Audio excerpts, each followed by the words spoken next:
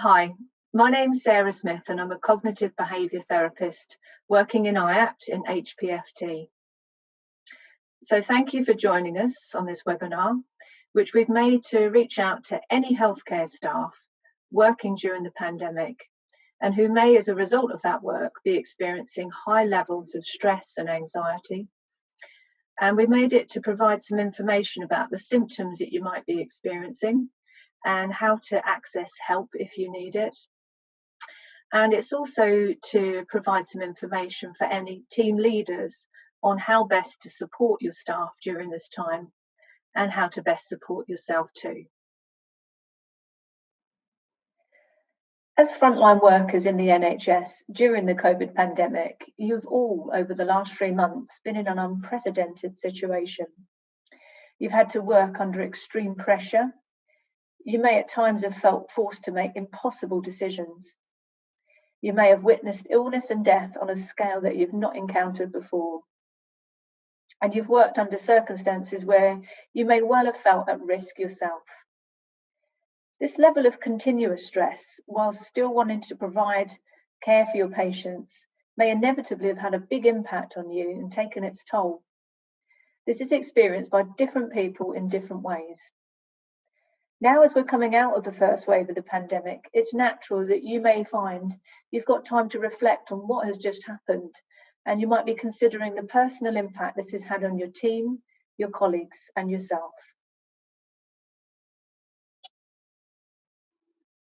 So the purpose of this video is to provide information on some of the really common reactions and symptoms that people do experience when they've been exposed to highly stressful and traumatic situations. Given what you and your colleagues have probably recently experienced, it would not be surprising if you too feel some of these symptoms. In the large majority of people, it's really important to say that these symptoms will fade and ultimately disappear in time.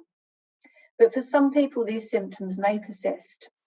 One of the things that's quite likely to keep the symptoms going is that if you perceive these symptoms to be dangerous and frightening, it can help you to feel sort of out of control and feel like something's permanently wrong with you or that you'll never get over it.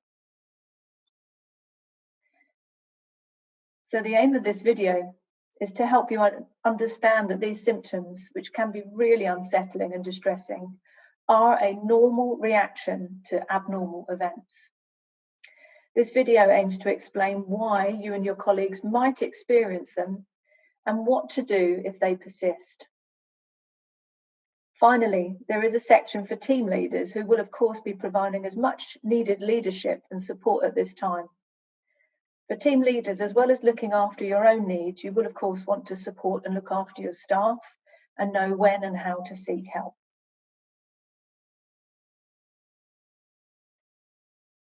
Now, each person will react to stress and trauma in his or her own unique way. However, there are some common reactions which many people will share. You may find you've experienced some of these, or you're still experiencing them. However, we hope that you'll discover from this video that the thoughts, feelings, and sensations you are experiencing are a normal reaction to stress. What they show is that your body and your mind are trying to work through and come to terms with what you've been through.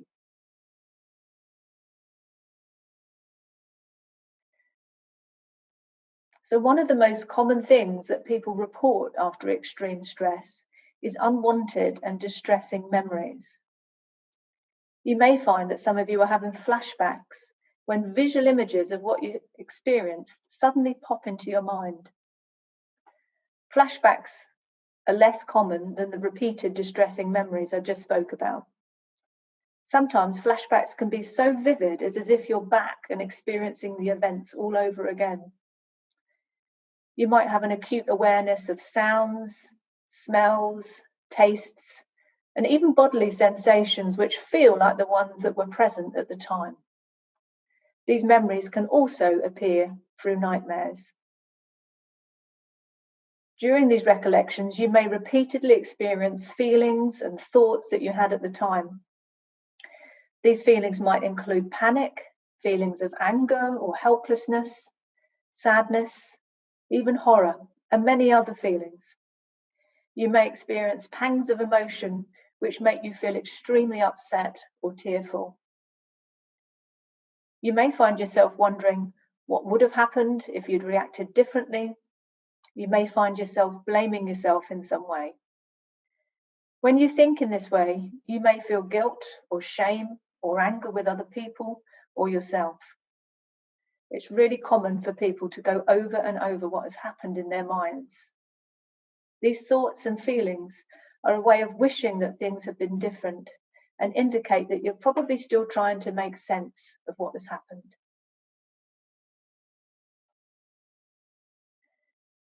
These memories can happen whether you want them to or not, and you may well come to feel that you have no control over what you are feeling or thinking or experiencing, and that can happen in the daytime or at night. So these unpleasant re-experiencing symptoms can be explained. They are really just a direct consequence of how our brains try and respond during extreme stress. During periods of stress and danger, our brain reacts by going into survival mode. The priority is to deal with the situation and keep us safe.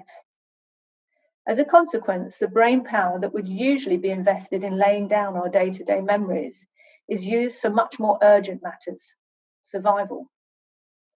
Because of this, memories associated with stressful events are stored in a raw, unfinished form, and they're not fully processed or put together like other memories from your life.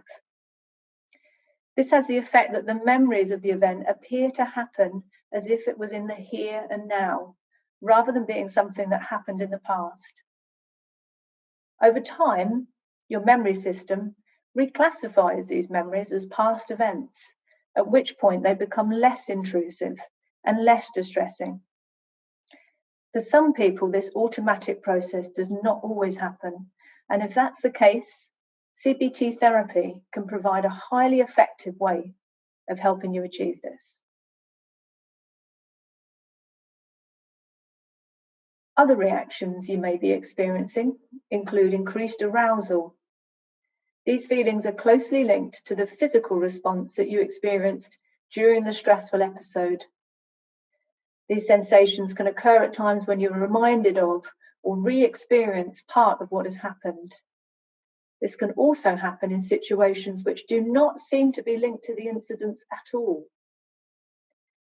These common reactions can include feeling jittery or agitated, feeling overly alert, trembling, and feeling really easily startled.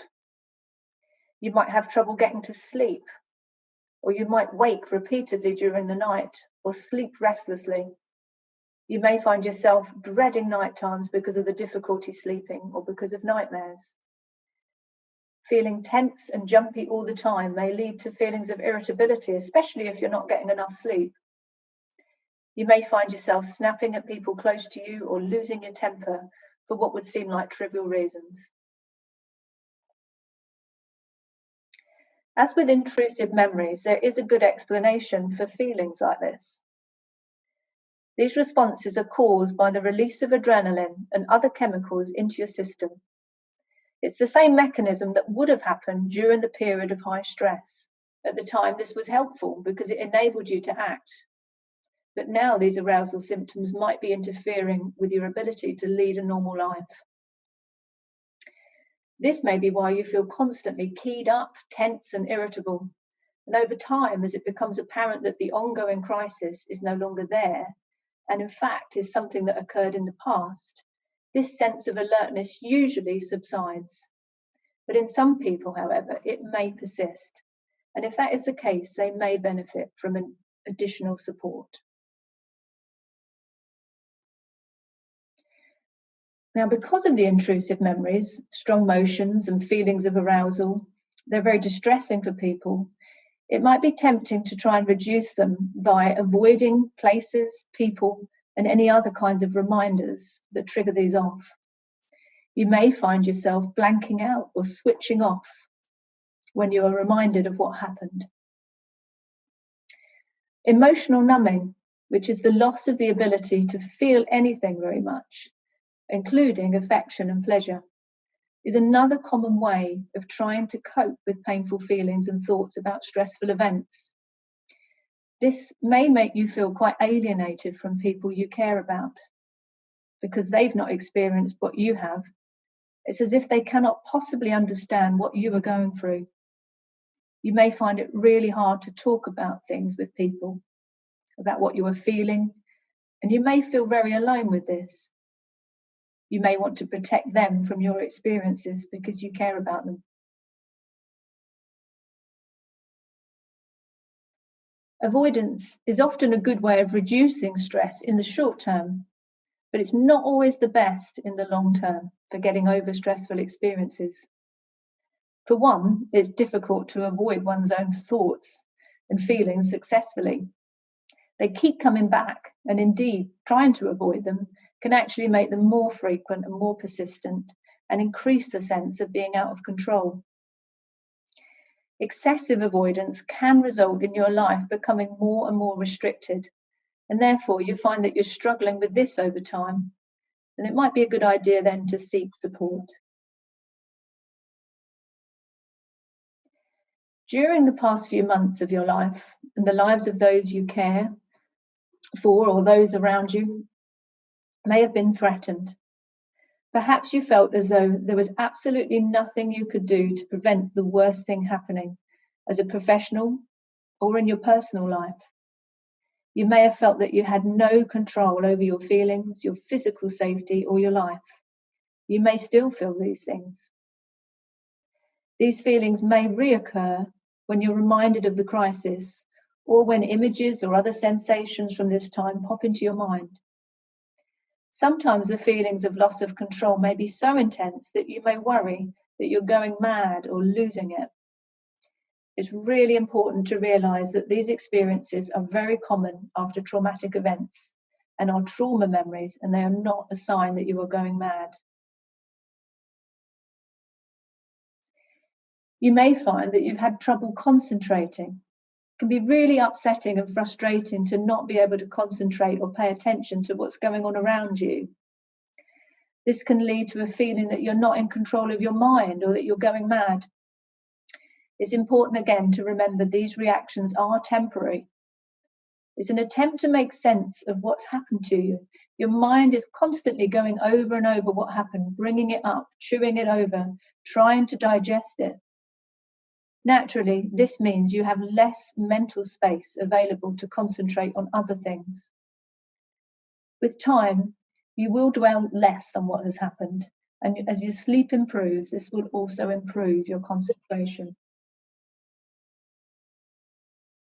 Another common reaction is sadness or feeling depressed. You may have lost interest in people and activities you used to previously enjoy. You may also feel that plans you've made for the future just don't seem important or meaningful anymore. You may also blame yourself for not having been able to put what you've been through behind you and get back to normal. Perhaps you even see this as a sign of weakness or inadequacy in you, rather than understanding your symptoms as a normal human reaction to intolerable stress. Combined, these feelings can lead you to feeling low in mood. Again, these feelings will usually pass with time as you come to terms with what happened. But if they do not, it's really important to seek help so that you can find a way to move forward again. So we've spoken about some of the common reactions to extreme stress and trauma, and you will have had an opportunity to perhaps identify some of those that particularly fit with how you've been feeling. The main message is this: the feelings, thoughts, and body sensations you've been experiencing are entirely normal. They are a natural human reaction to extreme stress. They are a sign that you have not yet been able to come to terms with what's happened, and you're still going through the process to try to come to terms with it. You may find that some of these feelings and symptoms we've talked about do go on for quite some time. Again, this is quite normal, but if you feel after several weeks you are still feeling overwhelmed and the feelings are not getting any easier, then please do ask for help, as there are many effective treatments to help you adjust and to cope again. Also, if you ever find your feelings are so intense or so distressing that you have thoughts of not being able to cope or manage, please do not delay in asking for help. At the end of this video, I will provide information about services here and ready to support you through this time. Of course, there is a role for team leaders in this process. You know your staff well, and I'm sure in many cases you may have worked with them for many years together. Several things may be of note in considering your role. You have your own needs, and you do need to look after these if you're going to be able to fulfill your role fully. This also provides an opportunity of how to model how you manage your stress and how you ask for help when appropriate. Healthcare staff can often be really reluctant to ask for help, not least because, of course, they're used to being the carer, not the cared for. Most of your staff will probably manage the impact of all of this with the supports they have in their everyday lives. That's a pattern which has been observed right across the population. However, some will struggle for various reasons, and it is really important to help your staff understand that this is not a sign of weakness. It's clear from the research that factors like strength and coping don't really come into the equation in thinking who is and who isn't affected. And it's also clear that these experiences can affect any of us, regardless of who we are and what we're like. As noted earlier, this is about a normal response to an abnormal event. It's also important to strike a balance. Ultimately, colleagues will need to want to seek help, and with your encouragement, of course. But it's rarely helpful to insist or mandate that people have to get help, even out of a genuine sense or managerial concern. Learn to spot the signs. These are some of the things you might want to look out for in your staff members, and which could be an indication that they're struggling. You might notice people are subtly avoiding things they wouldn't usually struggle with. People looking really tired, not sleeping, or just acting in ways which are not quite their normal selves. Irritability, tiredness, getting easily upset, or being more jumpy than usual. Also, perhaps unusual periods of absence, or being distracted and not fully attending when they are present. Sometimes you might notice that people are just a bit quieter than usual in team meetings. So there's a summary here of some of the common symptoms of trauma and stress as described in this video, and these are the following. Repeated, unwanted, distressing memories of the trauma, flashbacks, nightmares, re-experiencing emotional or physical reactions to the trauma, emotional numbing, avoidance reactions, reactions of increased arousal or hyperarousal, being more stressed and easily upset than usual, difficulty sleeping, poor concentration. So post-traumatic stress may be considered if these symptoms are persistent for more than 1 month after the trauma has passed.